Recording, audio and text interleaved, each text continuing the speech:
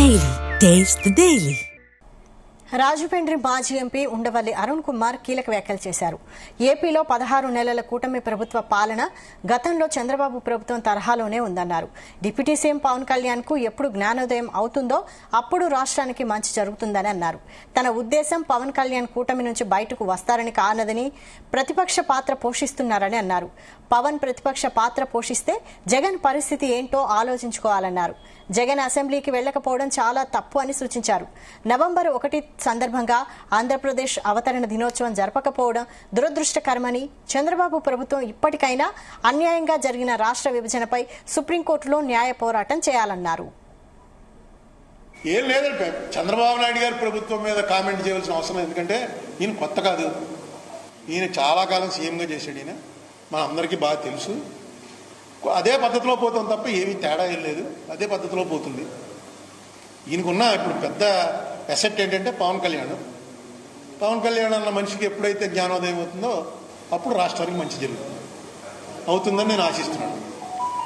అంటే జ్ఞానోదయం అంటే బయటకు వచ్చే చంద్రబాబుని పడగొట్టేసి వెన్నుపోటు వ్యవహారం చెప్పట్లేదు. ఒక మాట అన్నాడు పవన్ కళ్యాణ్, మర్చిపోకండి, మీరు అందరూ మర్చిపోయారు, నేను మాత్రం గుర్తుపెట్టుకునే ఉన్నాను. అది ఆ మాట ఎవరి నోట్లోంచి రాదు. ఇద్దరు కలిసి ఎలక్షన్కి వెళ్ళారు, గుర్తొచ్చిందా? ఇద్దరు కలిసి ఎలక్షన్ నెగ్గారు. జగన్మోహన్ రెడ్డి అనవాడు అంత అయిపోయాడు, 11 సీట్లు అయిపోయాయి. ఇద్దరు నెగ్గారు. నెగ్గి ఈయనకు ఉప ముఖ్యమంత్రి ఇచ్చారు. ఉప ముఖ్యమంత్రితో వెళ్తూ 2 మంత్రులు ఇచ్చారు.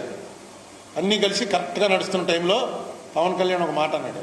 నాకు అందుకే పవన్ కళ్యాణ్ అంటే ఇష్టం. మాట ఏమన్నాడంటే, అవసరమైతే ప్రతిపక్ష పాత్ర పోషించడానికి కూడా మేము సిద్ధంగా ఉంటాం.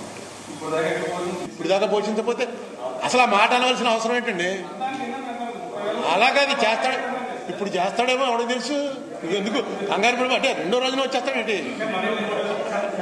ఎవరికి తెలుసు అతను ఆ మాట ఎందుకు, ఆ మాట ఎవడో అనిపించలేదు. ఆ మాట అనేటువంటి వ్యవహారం ఉందంటే చెక్లో ఉండండి. మీరు ఏదో వచ్చేసాం, గవర్నమెంట్ నాకు ఉప ముఖ్యమంత్రి ఇచ్చేసారు కాబట్టి అన్నీ సెట్ అయిపోయాయి అని అనుకుంటే మాత్రం కరెక్ట్ కాదు. ఇందులో నాకు అర్థమైన మీనింగ్ కరెక్ట్ కాదు.